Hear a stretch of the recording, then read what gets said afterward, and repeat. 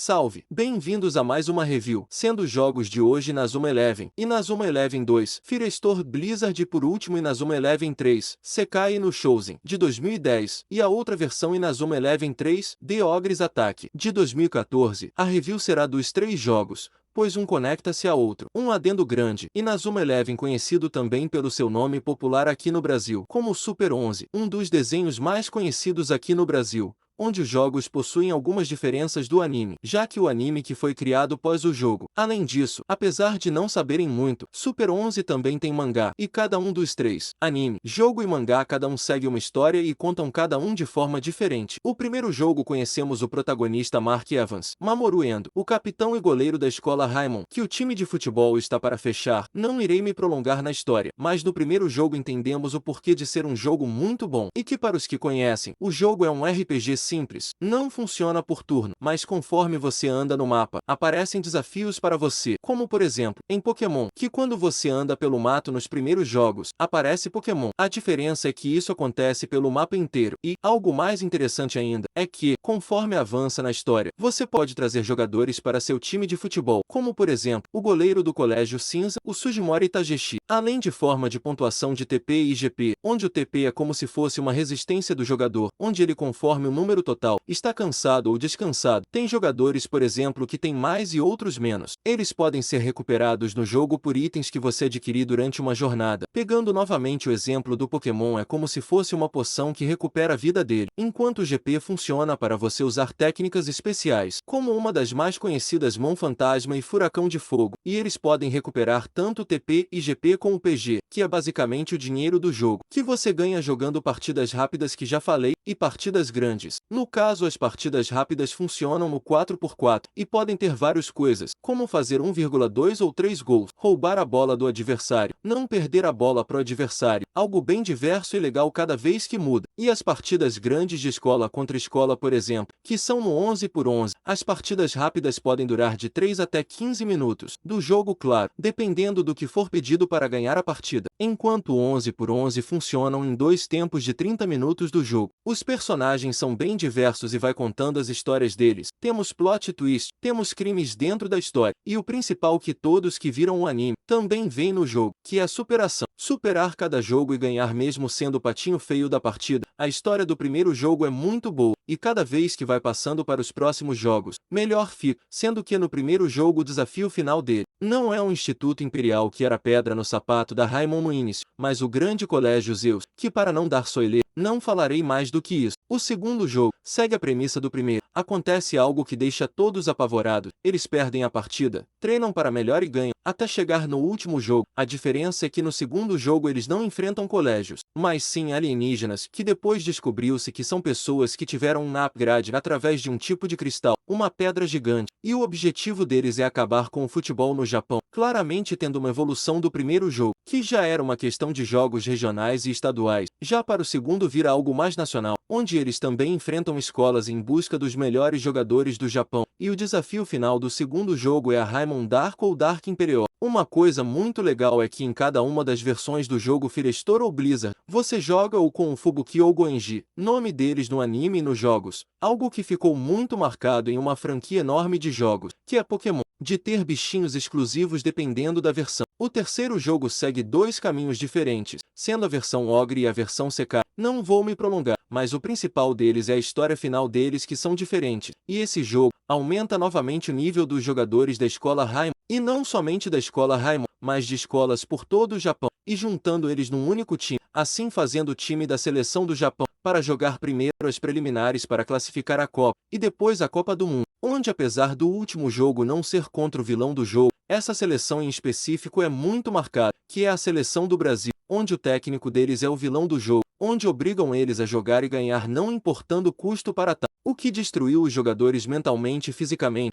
e acontecem muitas coisas que vai contando no jogo, simplesmente a melhor história e o melhor jogo. Agora voltando para a jogabilidade, a partir do segundo jogo, conforme você usa técnicas uma quantidade de vezes, elas evoluem e ficam mais fortes. Além disso, desde o primeiro jogo, existe um centro de treinamento onde vocês evoluem, podendo treinar chute, cor, controle, guarda, para goleiro, velocidade, stamina e guts, que é o que aumenta seu TP, e você pode focar em cada um desses dependendo da posição do jogador, mostrando ainda mais a parte do RPG do jogo. No geral, o jogo é muito bom, história cativante, porém um problema crônico no jogo é a quantidade de jogos rápido, tanto que o ideal seria você procurar um item para não ter esse tipo de problema no jogo, pois é uma coisa excessiva, que a partir do Inazuma Eleven Go, isso muda bastante, fazendo com que apareça jogadores em que você pode ou não jogar essas partidas rápidas, em que alguns vão atrás de você e não consegue escapar, porém não é algo excessivo, que vemos que foi melhorar, mas depois dos 3 jogos citados, e por hoje foi isso, um jogo muito bom, que tem uma falha em minha visão quase que única, um jogo divertido e fácil de se jogar, bom para passar o tempo, e que traz nostalgia a tantas pessoas. Não digo que é um dos melhores que já joguei na minha vida, nem um dos mais divertidos, mas é um jogo bom, e que traz lembranças a todos os fãs de Super 11, que tinham que voltar correndo da escola para assistir esse desenho passar na TV aberta, assim como tantos outros. Ninguém, jamais, pode negar que Inazuma Eleven ou Super 11, como preferir chamar, é o melhor jogo de anime e o melhor desenho de futebol que já existiu. Atualmente podem falar de Blue Lock, mas nada se compara à superação da Raimon no primeiro jogo contra o Instituto Imperial, em que o Goenji entra e faz um gol sensacional surpreendendo a todos. Isso acontece tanto nos jogos, quanto no anime e no mangá, e levando em consideração todo o apego com essa franquia de jogos, e todo o contexto atrás dele, que ele traz a tantas pessoas, é inegável que é um jogo sensacional, principalmente para a época. Portanto, minha nota final para o jogo é um 7 décimos, um jogo bom, quase ótimo, mas que não é perfeito, e isso que faz dele tão especial. Essa foi a review de hoje, espero que tenham gostado. Comentem sobre jogos que posso fazer mais para frente, e se estão gostando desse tipo de vídeo de review. É isso, espero que fiquem bem, valeu e falou!